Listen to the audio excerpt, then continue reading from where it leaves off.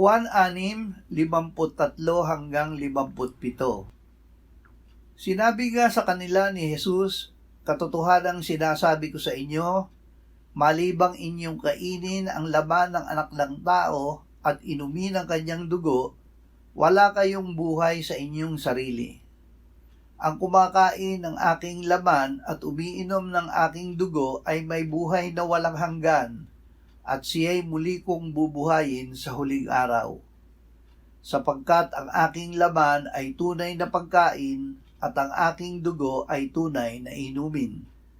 Ang kumakain ng aking laman at umiinom ng aking dugo ay nananatili sa akin at ako'y sa kanya.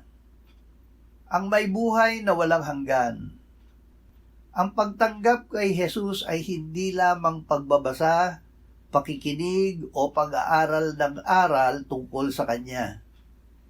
Ito ay pagtanggap sa Kanya gaya ng pagtanggap ng pagkain at inumin. Inialay ni Jesus ang Kanyang katawan at dugo upang tayo ay mapatawad sa ating mga kasalanan at maligtas. Sinabi niya, "Ang kumakain ng aking laman at umiinom ng aking dugo ay may buhay na walang hanggan."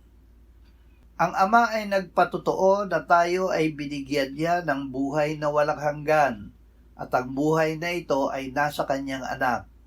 Ang kinaroroonan ng anak ay kinaroroonan ng buhay. Sa